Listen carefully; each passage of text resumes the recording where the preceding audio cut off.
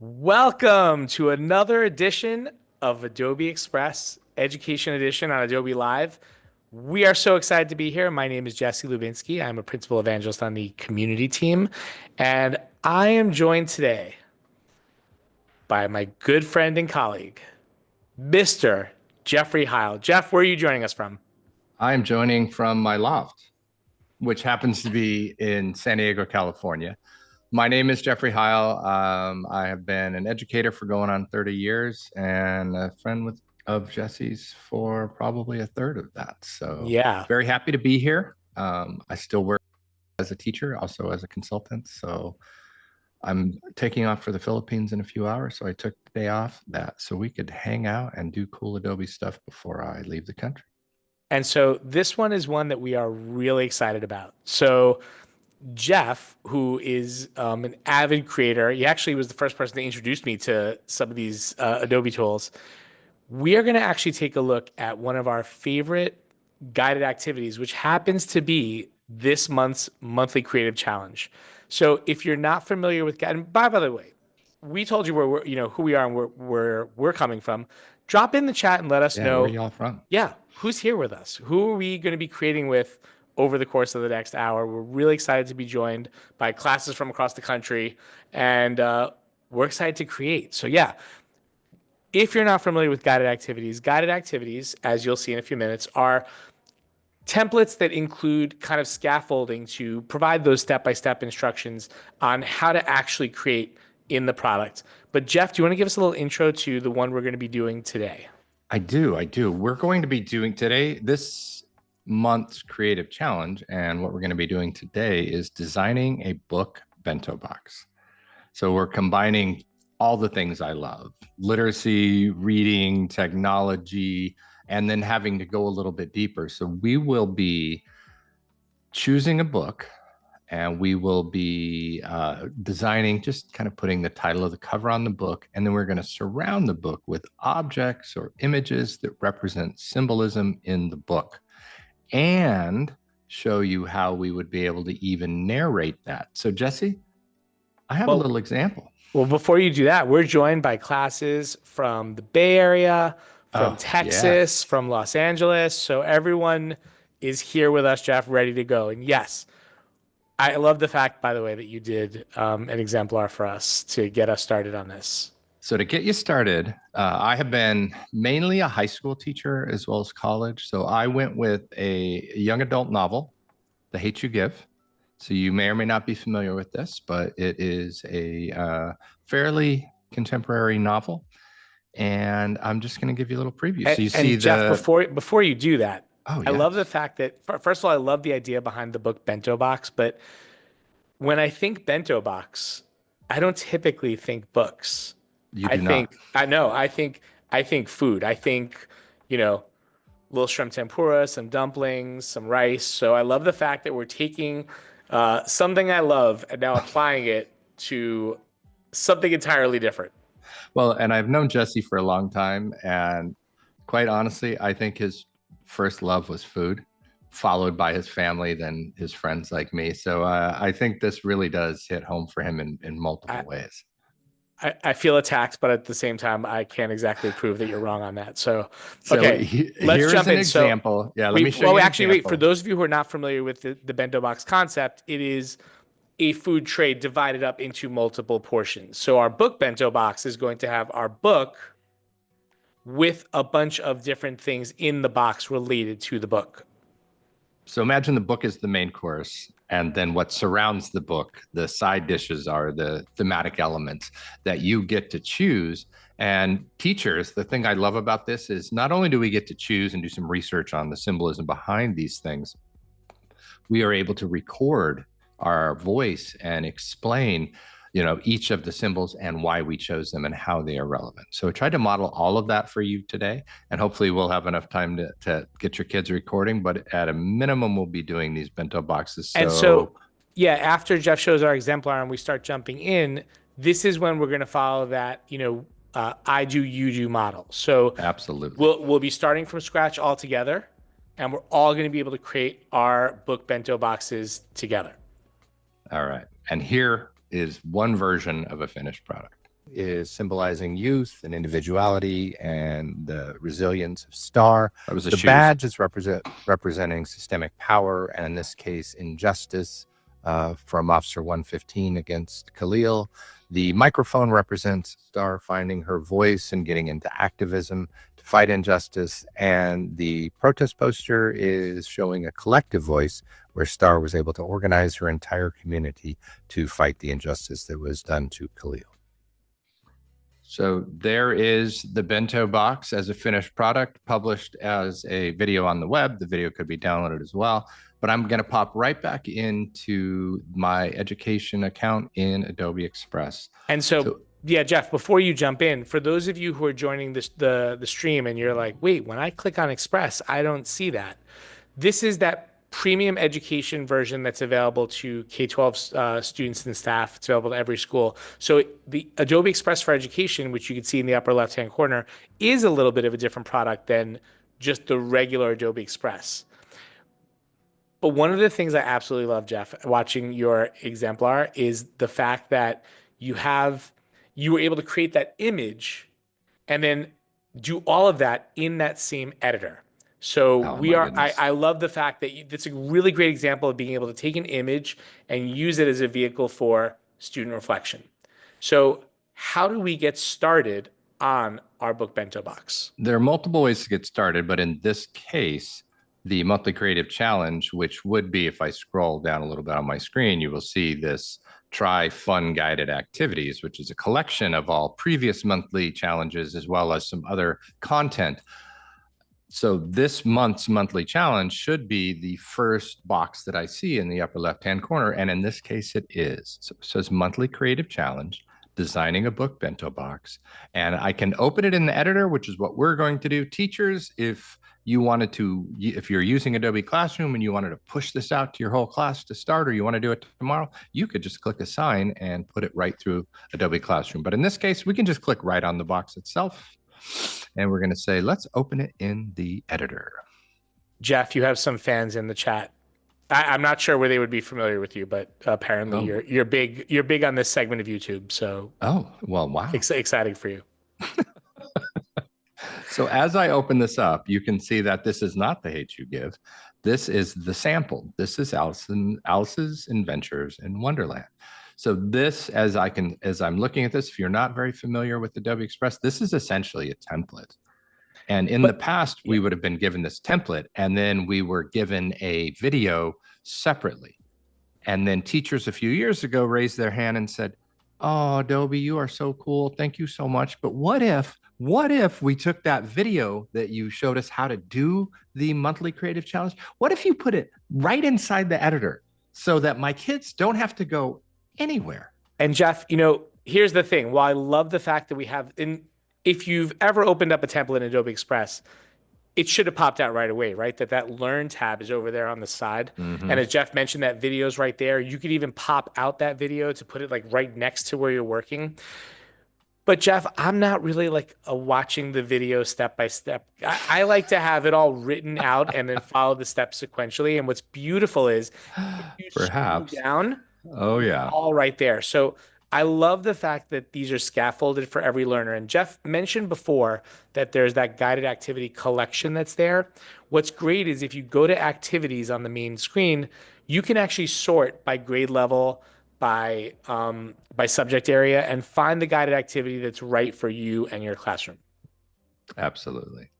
So okay, this is our default. So this is Gail's book bento box on Alice's Adventures in Wonderland. And I want to, if I may, I want to show you, if you're new to this, teachers, welcome. This is amazing. But I want to show you on the side, the Learn tab that's open. If I accidentally close that, because your kids will, and then it goes away. And then as a teacher, you're like, and the kids, teacher, I don't have the video anymore. And you're like, well, I don't know what to tell you. Well, the Learn tab is easily accessed right above in this bar, the black bar up here with the light bulb. So when I click on that Learn tab again, it will come right back. So students and teachers, you're never going to lose that. It may go away temporarily, but you're never going to lose that. And as Jesse was saying, if we were going to watch the video, I have choices of popping it out, of making it full screen, So that's what I tend to do when I'm introducing something for the first time. I'm going to go full screen. We're going to pause. We're going to watch it together. Then we're going to stop and we're going to go through it. Today, I'm going to be your guided voice, but I also want to show you. Go ahead, Jesse. I was going to say there were some concerns in the chat about what book is Jeff going to be modeling for all of us. And since I know Jeff well, I'm not going to lie. This was a concern for me as well, because I know Jeff. I know his choice of books. We're trying to pick something for every audience here. And I will tell everyone, Jeff landed the plane. This is a good, we're going to have fun today. This is a good one. This is a book that most of us should know this book. And I'm really excited for this. And I want to add to, yes, I picked a book. I wanted to pick one that I've done with my kids, and I don't teach elementary. So I wanted to pick one that not only would be appropriate for elementary, but all of us should be aware of this book. So that is the plan today. But the last thing I want to show you about what I love about these guided activities, because I work in a school in San Diego called the Monarch School, which is the only K-12 school in the nation that serves entirely unhoused youth.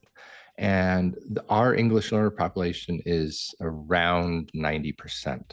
So it's always important to me that I can find resources to support my English learners, and these guided activities are no exception. So if I click down underneath the video, if I click on this caption here, I can caption this video in Spanish. So if we're going to play this full screen, I would be hearing the words in English, but I could see the captions. My daughters watch Netflix with the captions on, and they're monolingual. So it's the ability to both see the captions in multiple languages. And so if you're following along, if you're in a classroom right now and you're going to be creating with us, at this point, you should have logged into Adobe Express and opened up the bento box that Jeff did. So it's the first tile right when you log on, that monthly creative challenge. So you should be with us on this screen, because we're all going to be creating together in just a moment. Yes. And since I will be guiding you through this, and we've learned that we can both close and reopen the Learn tab, if I want a little more space on my desktop, I'm going to close this Learn tab right now so that we have more space. So as I'm showing you, you're going to see over here on the right-hand side, you see the layers. So if I were to click on what looks to be a book, notice I can start acting right on side of that book. And the tab that pops up is the image tab, which allows me to start editing that book. If I were to click on the background, I'm on the background, and I am ready to start inserting objects. So understand that I see my layers over here on the right-hand side, and I get the visual representation of everything on those layers here. And one thing you'll notice from basically the background image, it has a book that is actually not part of the background image, but the objects are. And what we're going to do is replace those objects inside of Adobe Express using the Insert Object feature. And Jeff, one thing I love to tell people is in Adobe Express, if you can click on it, you can edit it, right? Anything you can click on, you'll see that left-hand screen, like what's up there right now with image. Any different object you come up, whether it's text, whether it's an image, whether it's a video, will have its own set of options over on the left-hand side. So if you think about it that way, it makes things a little bit easier. The one other thing I'll add, and I love the fact, Jeff, that you started talking about the layers. Beyond Adobe Express, I know some of our young learners want to like graduate up to start using like a Photoshop or a more advanced tool. And what is nice is this is exactly what you see when you go into those other products. You see layers, you see the same concepts there. So this is a nice stepping stone right up into using some advanced creation tools if you're looking to go into a creative field and use tools like that. Yes. Yes, indeed. All right, so Jeff, and I do like that as well. It's time for the big reveal. Is it? Okay, the big reveal. I'll drum on the table. What is the book you will be modeling for us today? Well, why don't I do that by changing the title of this book? So this one, I'm going to keep the mystery going. About Alice, but it is about an someone else, right? So who's the? Just go ahead, Jesse. Well, no, I'll let you. You're going to be driving, so I'll let you do it. All right. So notice that, as Jesse said, if I click anywhere on this canvas, I should see on the right-hand side the corresponding layer that I've selected, and then on the left-hand side how I can edit whatever it is that I've clicked on. What you don't see, everything in this image I'm looking at right now, The book bento box and the corresponding little piece of paper there, that's separate. This book itself is separate, but everything else is these things, the dice and the key and the cards, that's all part of the background image, and that's what we're going to replace. So when I click on the title, Alice's Adventures in Wonderland, it's actually not part of the book. It's sitting on top of the book. So I can move that. So before I get to the actual title, I'm going to click on the book behind it. So this is like a teal colored old book, which I kind of like the cover of this. Let's say that although I don't want it to be blue, I want it to be more sepia colored or more wood toned, because the book that I'm talking about, I believe, was written in like 1951, 1952. So I believe that's around when Jesse was born. I'm going to go over to a First of all, wait, okay. How dare you is what he's going to say. 2 things. First of all, how dare you? Second of all, can you just go back for a second to the edit screen, because I want to show something really important. Yeah. So click on the book again.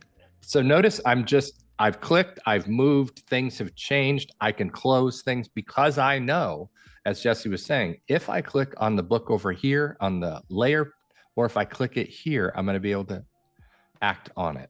So now Jeff's on the image settings for this particular object. Mm-hmm. Can you go back to the edit screen that's there? So you edit, effects, animation. No, on the book. Yeah, you want to go here. Yeah. So notice how all of those buttons appear, but see how 2 of them have like a slider option? Mm-hmm. That means that option has been selected. There's something under there. So when you see generate image and it has those sliders, that's telling you that an AI image generation was used to make this. And that's where, when we go back here, it says teal book with vintage decorative border from above on white background. And notice the white background is gone because I also, whoever created this, I believe Gail in this case, used the remove background tool. Shout out to Gail. Yes, shout out to Gail. So what I'm going to do, I'm going to stick with this book. I could go and change what I can do if I have AI enabled in my district. I can go over here to generate image, and I could rewrite this prompt. I'm not going to rewrite it for a color change, because that's honestly all I want to do. I'm going to show you another fun way to do it. But if I wanted it to be red, or if I wanted it to be black, or if I wanted it to be old wrinkly leather book, I could change all of that information in the text. And so for teachers and students, my apologies, but we cannot play with AI unless we talk about words, because generative AI is all about language. And that's one of the reasons I absolutely love this for me, for my students, and for everyone, is that this is not only just a fun creative practice, it's also learning language and writing at the same time.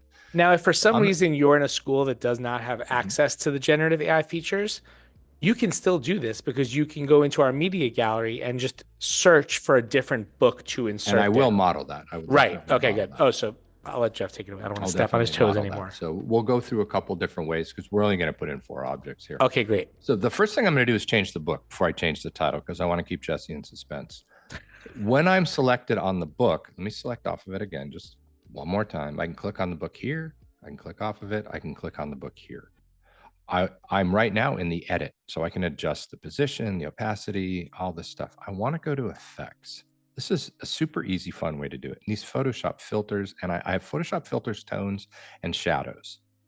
So I could add a shadow to this book, which actually I believe has one right now. So you can see that the gear is there. The slider is there, yeah. Custom shadow. So it has a shadow, and you should be able to see that. It gives a bit of a 3D effect. I'm going to go up here to view all for Photoshop filters. Remember, I said I was looking for something a little brownish. So I'm just going to scroll down. Maybe a little, maybe a little darker than teal, maybe a little shadowy, so that the text will pop out. Sepia. I knew you'd go for that old sepia feel of the book. Yeah, and maybe it's because I'm semi-old in sepia. So I'm gonna choose that color. I know I had to do it before he said it. Now I've got basically the same book, a different color. Now I'm going to click on the title, and I can do a number of things, but I'm just going to highlight this text as is, and I'm going to write 2 words. Charlotte's Web, or Weg. The Weg. Web. Charlotte's Weg. Charlotte's Web. Now, you may say to yourself, I don't like that teal font with that book, and nor do I. So if I look here, we're in the text editor down here, you see that text color. So I can click on that text color and I can make it a lighter color. I could go with pink if I wanted to. I could go with a nice yellow. I'm gonna go with a little more burnty yellow kind of color here. So if I went with Charlotte's Web this way, and then you notice I move over here, I love that I can resize text just by dragging the corners. So I can grab the corner, I can put it up like this. Now, one of the other things that I do want to note is that if I wanted them to be a little, if I want to take out the word web here, and I want to hit just save this, and then I click on Charlotte here, I'm going to duplicate this. Why am I doing that? Because I want to change the way that web appears. So I want Charlotte here, and I'm going to tilt it a little bit. If you've seen the actual text, it's a little tilted. I don't have full controls over that, but I'm going to move it a little bit like this. I'm going to make it a little bit bigger. I'm getting a little bit creative here. So now when But while you're doing that, everyone should be, modifying their text and modifying their book. Yes. Right. So now I've created the text that says Charlotte's Web, and I can do it for the ease of the student. You could just add the name of your book there. You can follow along with me. You can, if you have an idea of all these symbols, you can go somewhere else, but I'm going to suggest you stick with me. We'll all do Charlotte's Web.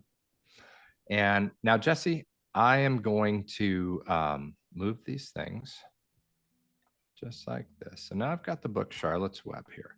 Are we okay with this font, or do you want to do a different font, Jesse? You're the creator, and it is your creative decision on which you would like. I think that's what I want. So I'm going to stick with this yellow, even though it's different from the text. Yellow makes me happy. Yellow is a happy color. So now what we're going to do is we're going to replace, I don't even know what this is. Looks maybe a candle. We're going to replace the dice, the key. We're going to replace the cards, and we're going to replace the clock. So what do you think of, Jesse, when you think of Charlotte's Web? What's the first thing that comes to mind? Well, the first two thoughts I have are pig and spider. Ah, good. What does a spider do? The spider creates webs. A web. Okay. So what I'm going to do is I'm going to make sure that I'm clicked on this background image. And I know I'm on this background image because, as Jesse said, I can see it over in the layers tab over here. And then I look over here and I can see that insert object has been used in the past. So I'm going to click right here where it says insert object. And then it's giving me the option to restore the original image or insert the object. Because this has been inserted, I'm going to insert an object. Now, this looks very similar to the way that we saw the ability to use text to generate an image. Now we're going to use text to generate an object on top of an image, believe it or not. So what I want is a beautiful spider web. I'm going to leave it just like that. Now notice here I have a brush size, and I have an insert and a close. The brush size is fine. Now when I go to the canvas, notice I have a brush. So what I'm gonna do is I'm gonna actually brush over this, but I'm gonna make it a little bit bigger because it's a spider web, Jesse, and I'm gonna play off of that. So I'm gonna use the corners of this box, and all I have to do is fill in the area. So it's like trying to color in. If I leave any spots unbrushed, the underlying object might show up. So I'm going to leave it like this, Jesse. Here.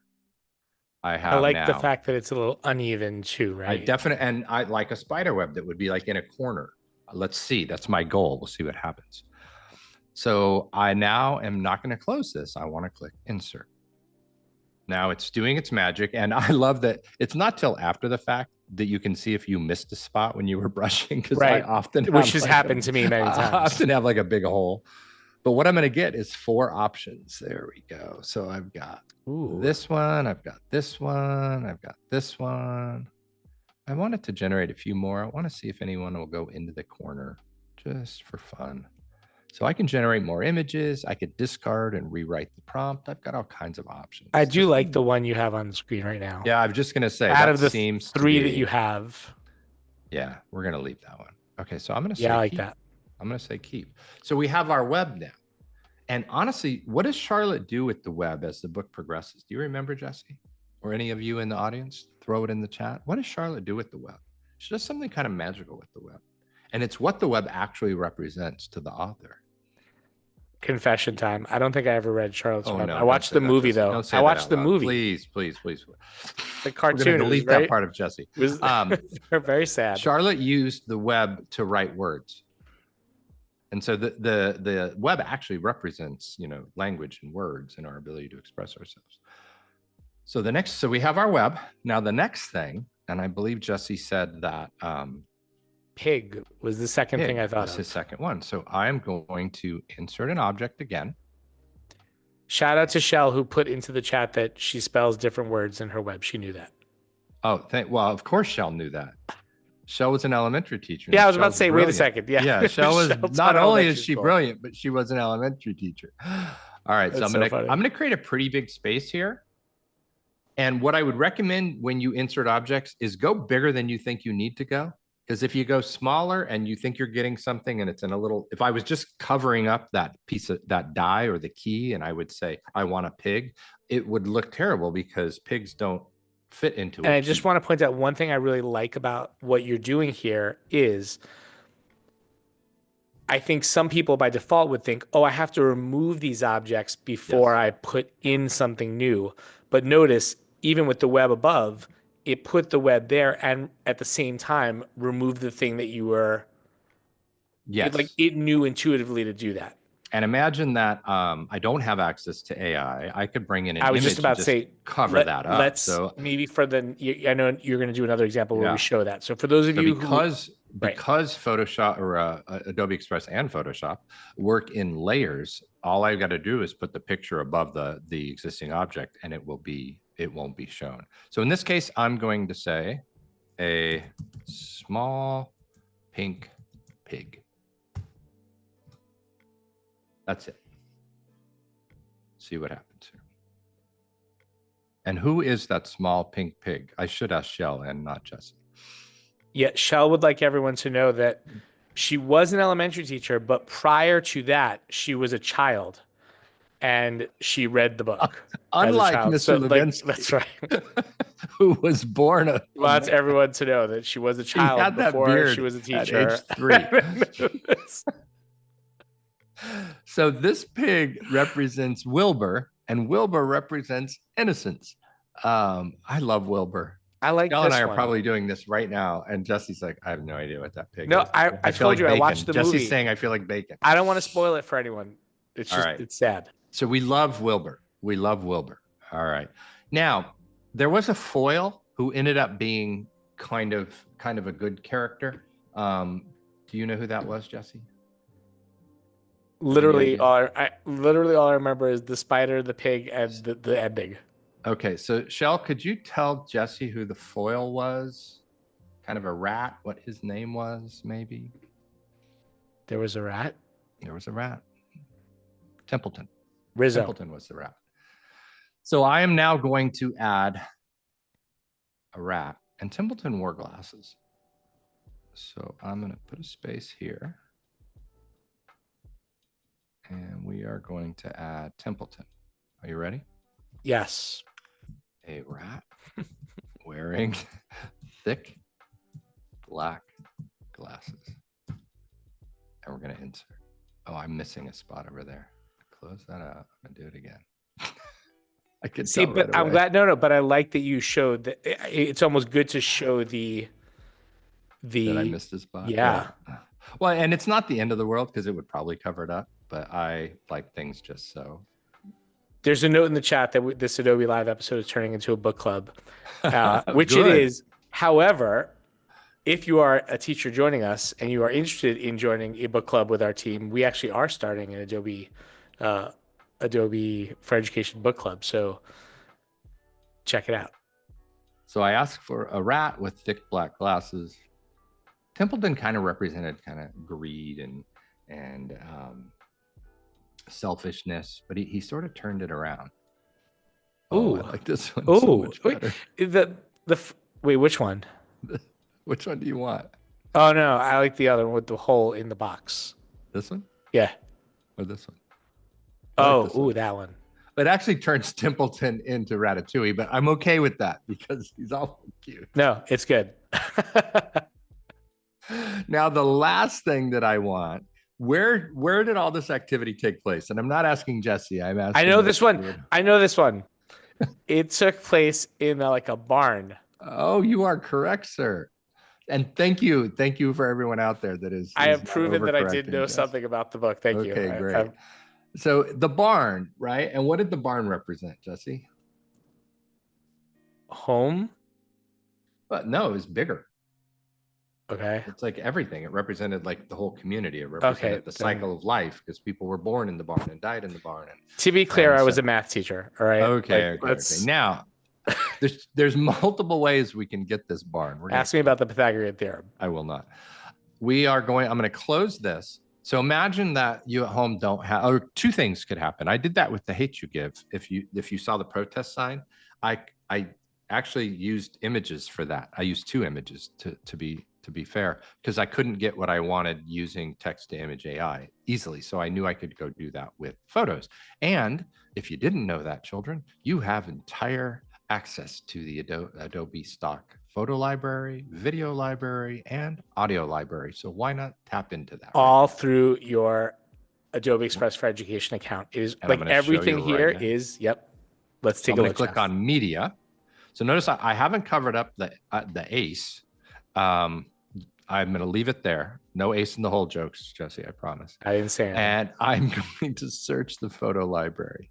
I could search all, but I'm going to search photos because in this case, notice I could generate an image. So I could ask for a barn. I'd probably get a fun barn. But I'm going to say a red barn. A red barn. So this is not only for those that don't have AI, but sometimes the thing that you want is better. So you want the last one on the left. I know you. Yes. Okay. Yes. So using the images is another really great way. And also I like mixing my media a little bit. I like mixing real with generated AI. I remember I have two daughters. My oldest daughter is now 25, living in the Bay Area. And we used to read this Mo Willems book called Nuffle Bunny. I don't know if anybody knows that book, but Nuffle Bunny, when Mo Willems created it, he used pictures from New York and then drew his characters in it. So in a sense, we can kind of do that. Any Mo Willems fans out there? Teachers, anyone? I know Shell not only was a teacher and a child herself, but she has children. So I'm sure she reads to them. Unlike Jesse, who has 3 children and is clearly not read to them. Not a child. So I'm going to use this red image here that Jesse wanted. Now we have this beautiful picture of a barn, but it just ruined our bento box. But it did turn into a very nice frameable, image of. I also want to add something here, because I know that we're talking about like taking images and also mixing with AI. But when you say ruin, I also just want to be careful. Like we could just resize this image and just put it down at the bottom and everything would be great. We're not. That's a creative choice. Meaning I just want students to know there's no right or wrong here. There's it's all up to you. It is. It's your creativity. Yeah. You're tapping into your creativity. And I will tell you, in all honesty, for the teachers and the students, when I was a kid, I didn't feel like I was very creative. You gave me a blank page, I just stared at it. And the older I got and the more I started using digital tools, I realized that actually, if you give me a template or give me something to work off of, it somehow stirs that creativity in my brain that I didn't know existed. It's not a question of if you're creative, it's how you're creative. And I am not a blank page creative, although Shell is.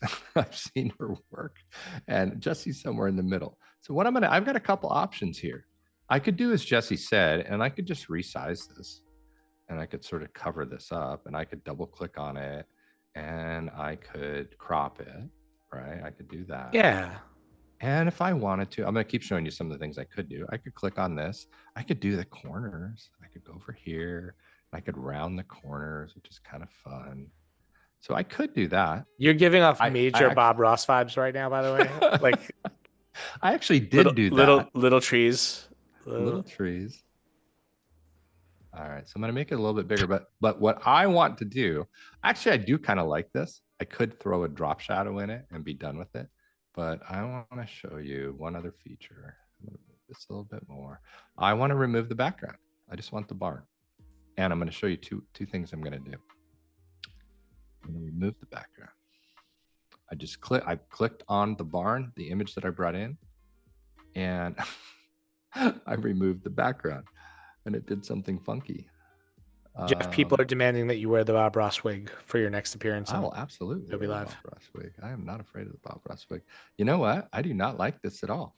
No, so actually, this is a great note, but this Jesse? is a great. What can I do? I know. I was just about to say. Remember how before that when Jeff was inserting objects, it was automatically removing what was behind it. Yeah. Now, because we're inserting an image, it's not the same thing. But if we look over on the right-hand side, we see there's also, well, there's an erase. There's also a remove object. So I don't know. Yes. Well, actually, we'll do both. You go either way. Let's do both. I'm going to move this over here.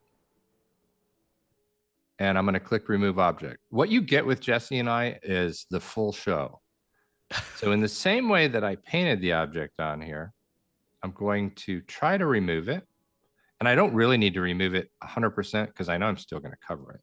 So notice this is exactly the same process as if I were going to insert an object. Exactly. But notice there's no text box there. So I'm going to try to remove this. This is actually what I did when I was making the hopefully what we see is some nice wood grain as soon as we're done, right? We want to see that our nice bento box. All it needs to do is kind of be gone as well, because I still know that's perfect. Done. I am done. I'm going to click keep. Just and now I can undo. I'm going to close this. Now I can go back to my barn. Oops. And I'm going to resize my barn. Remember, I'm going to grab the corners.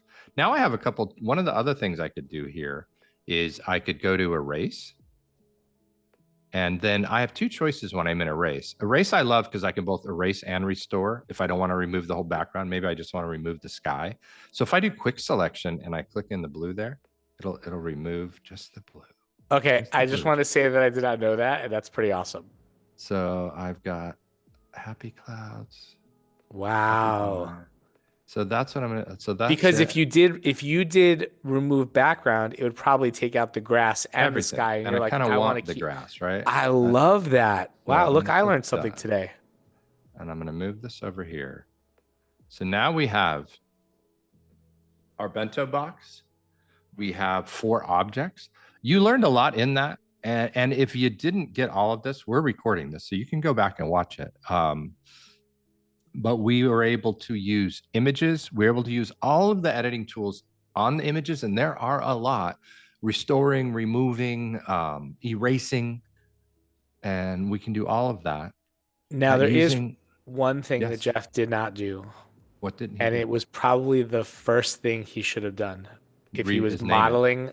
You're going to tell me to name it, aren't you? He did not name I had that thought. His file. Notice how... So this is the reason why we do this is because otherwise, when we go look at your stuff later, you will have all untitled documents there. And we do not want that. We want to make sure we can easily find this. So we have Bento Box, Jesse, and Jeff. And now he will be able to find it there.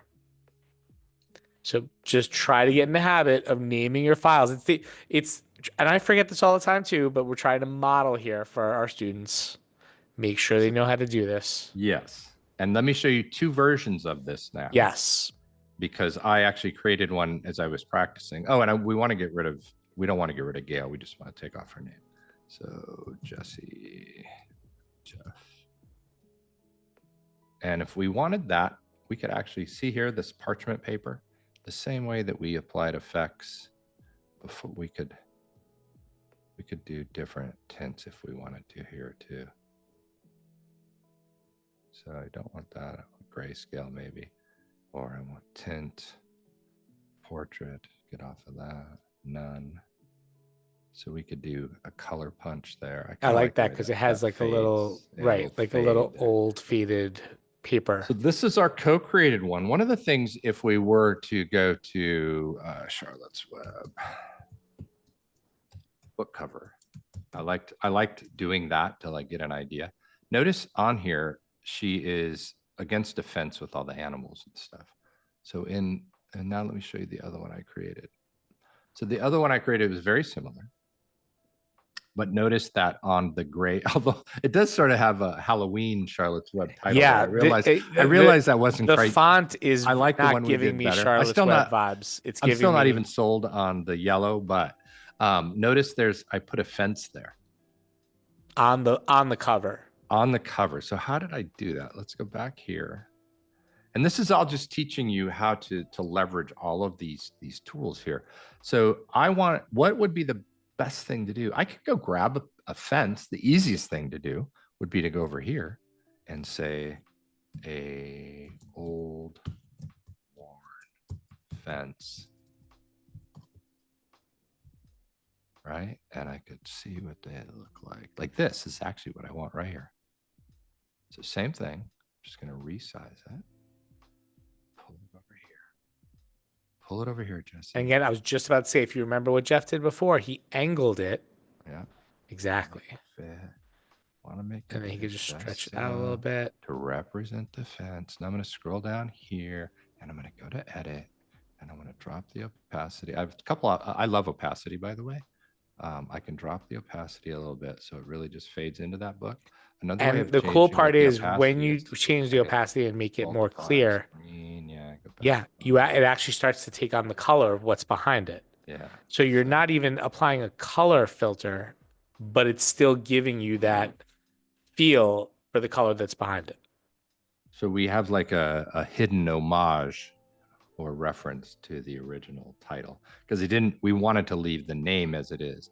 So I think the last thing I would do, and I guarantee you, if I handed this over to Shell, she would absolutely change that font and probably the font color because it's bugging me right now. But I think that. Well, wait, click on it for a second. Yeah, let's revisit this. I would like the kids to give me. What are we going to do with so this? this is why the reason why I want you to go back to it for a second is well, we're going to show the font. When I worked with my students on projects like this, I feel like the two areas where my students always had trouble were picking fonts and picking colors. So notice how when we went in there, there's something right there at the top that says recommended fonts. And it recommends them in like categories. Right. So why don't you click view? Yes. So I've clicked on Charlotte. So remember, I use these in two pieces on purpose. So I'm going to click view all here. Tailored for your design. I love that they're already making recommendations. So I can just click on and off of these things. I can say click on there and say, nope, let's go back to the original one.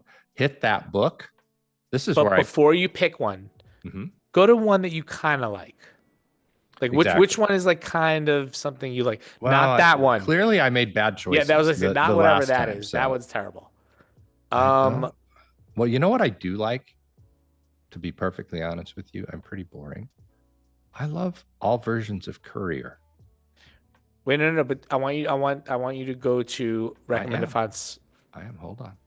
If I switch this to Courier Prime, then it's going to recommend based on what I chose. Well, I'm going to switch this over to Courier. I think I speak for everyone watching when I say that Courier is a terrible choice. But okay. Why are you only selecting the RL? I don't know. Okay. So now he's getting a different set of recommended fonts, which is awesome. Do you see that? But before he picks one, you can pick because clearly I can't. You pick one. You scroll past epilogue. Okay, but before he clicks on epilogue, we're like, you know what? I like that one, but I'm not sure if that's the one. Well, notice how there's two little. Notice how there's two little. Gatsby, this would be it right here. Notice how there's two little wavy lines there in the upper left-hand corner. Click the wavy lines. More like this. And now it's going to give you a selection of fonts that is similar to the one that you kind of like. So look, there are thousands of fonts here. You could spend entire class periods just trying to pick the fonts. Using the recommended feature along with the more like this button is going to help you very easily find the one that really speaks to you. And notice I'm leaving these as two different fonts. If I have choices over that, now I can move this. And Comic Sans is banned from. We are not using Comic Sans. One of the things I was playing with here too. I was about to say the It's going to podcast, the but text it's banned layout. from Adobe Live and it's banned from the Partial Credit podcast. I could go to text layout here. And this isn't going to be exactly as the book, but I could sort of do something funky like this, because kind of create it like a web here, put Charlotte in the corner, and then move the web here. I like that.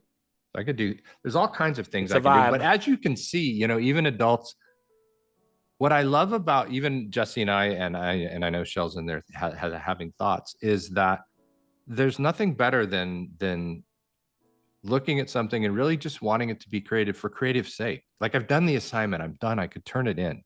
But what I find with students when I assign them creative things is they're not done.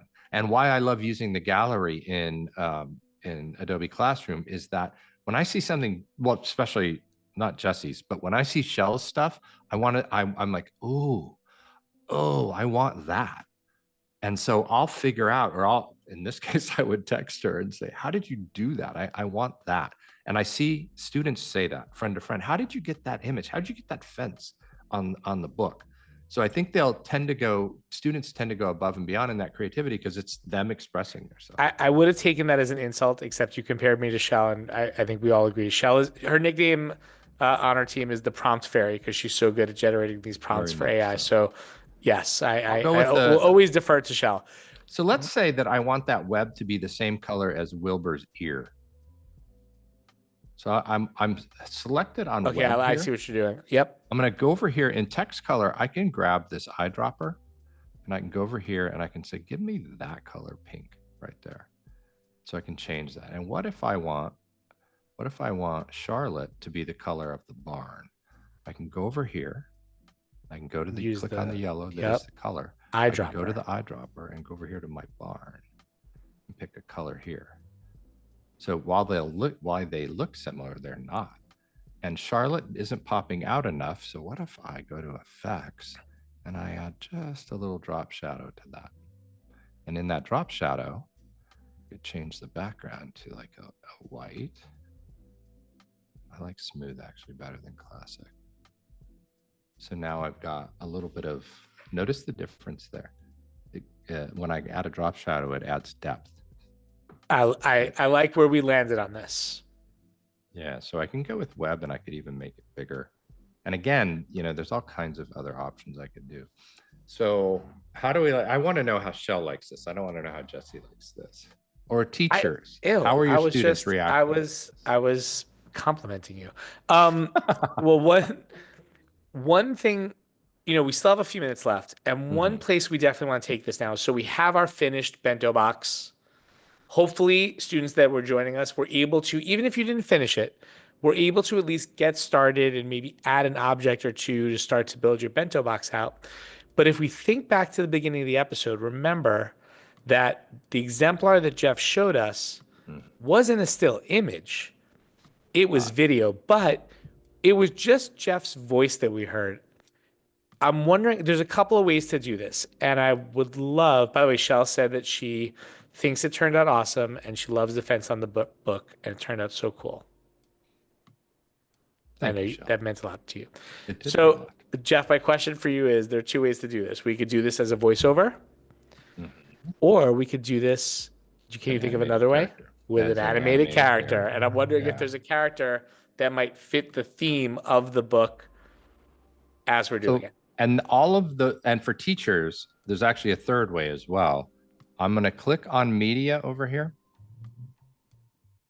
And then I have a choice. If I go over to audio, I have three choices. Yeah.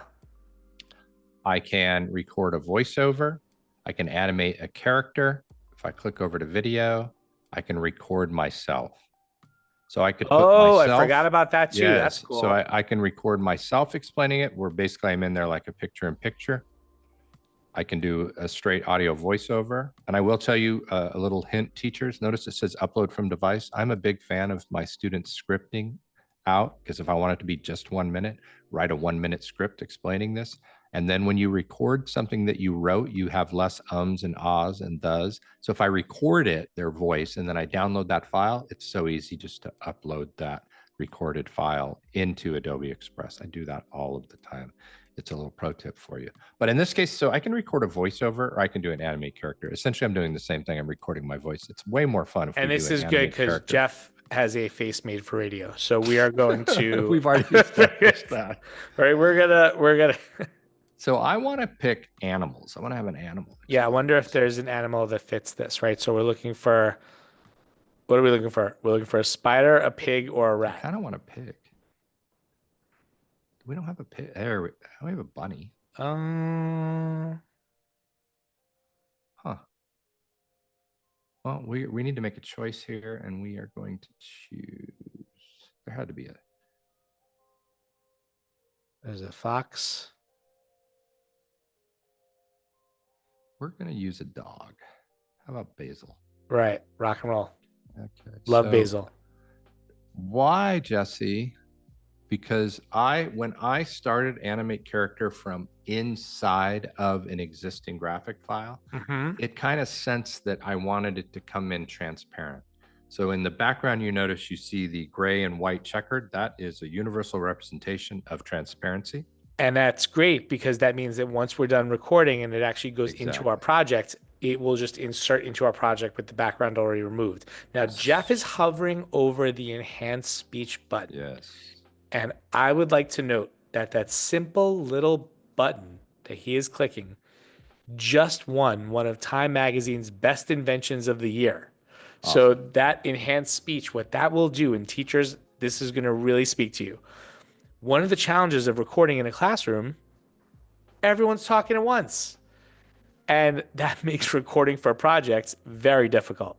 And I know Jeff and I have both been in schools where we have seen students recording like in the old days with like the covering themselves with the cardboard box with the foam insulation to try to create like a little mini studio. Flip grid cone of silence, whatever that thing was. That's the flip grid cone of silence. So I'm going to record here just so we can get a little By clicking that enhanced speech feature, it will filter out all of the noise that is not immediately in front of the microphone. So Jesse and his loud voice sitting in the desk next to me, and we're recording at the same time, it'll block him out, which I'm sure we would all vote yes on.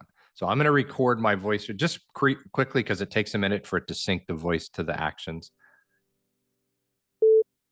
Gives me a countdown. Today, I'm going to talk to you about Charlotte's Web. I chose a web. I chose a rat to represent Templeton, a pink pig to represent Wilbur, and I also chose a barn because it represented the circle of life. Now, I would go in more detail, but in this case, what we're getting is the syncing of my voice to not only the character, but also syncing gestures to the character. And what's so great is then you're not only getting the creative artifact of the bento box, but now you're getting a student reflection as well. So that's incredibly powerful to be able to then take that asset. And it's something we're not going to get to today, but Jeff mentioned galleries before. I mean, having almost like that virtual gallery walk with all those different projects there for people to be able to learn about the books that students read and hear their reflections on why they kind of identified with different objects that they selected in their bento box. And if teachers have been using Classroom and the gallery in the past, now you can publish the gallery and turn off student names. So you could share student creations publicly. Publicly meaning beyond the school. Classroom. So Jeff, let's just show a little finished product here. Yeah, so we're going to move him here a little bit. I'm going to resize. So he's more of Wilbur's size, and I can put him right here in the middle. Let me close this just so you can get a sense. Today, I'm going to talk to you about Charlotte's Web. I chose a web. I chose a rat to represent Templeton, a pink pig to represent Wilbur, and I also chose a barn because it represented the circle of life. Boom. That was amazing. Okay. So just to recap everything we did today, we took a look at the monthly creative challenge for this month, which was our book bento box. We created a book bento box for Charlotte's Web and used both AI and just selecting images from galleries to create 4 objects along with our book. We took a look at some book hacks or editing hacks in order to kind of edit different objects on the screen. in our project. And then we capped it off by adding an animated character to give a reflection of the project. So now we have this video project that we can publish with a link. And as Jeff mentioned, one thing that we're not going to share today, but that you can do now is that you can actually add these to galleries, which can be published beyond your schools and without student names. So we're really excited about that. Also, I just wanted to give a shout out to our good friend Shell, who is here with us in the chat. She dropped a bunch of resources into the chat link that you should into the chat that you should know about, some links. So a couple of her generative AI resources with different prompting strategies are there, as well as an invitation to our actual book club that we are running this fall. Ace innovator Tim Needles will be reading his book Steam Power altogether. So please, if you're interested in joining our book club, do that. And if you're interested in more opportunities to collaborate with us and our team, you could join our Adobe Creative Educator Leader program at adobe.ly/Ace Leader. And Jeff, do you have any parting words for us before you head off to the airport to go adventure in the Philippines? I think there's no limit to what we can do. I think it's like opening up the creative possibilities for the kids is our job, and the creativity is just to let them create. So we hope that by giving you just a few tips and tricks on how to use it, that your students will run with it, and then they'll make a choice when you've given them an assignment. It's like, hey, could I make a video out of that instead of writing something? Yes, because you have to write the script to do the video. Or could I do a graphic to represent my understanding? Yes, you can. So there's no limit to creativity here. Jeff, I know you are the award-winning co-host of the Partial Credit Podcast, the #1 education podcast in Antarctica, and also a published author of the Google Cardboard book. We would like to thank you for your time. And everyone who joined us, thank you so much. Thank you so much for letting us into your classroom and letting us be a part of your day. We hope you have a great one, and we can't wait to see you next time.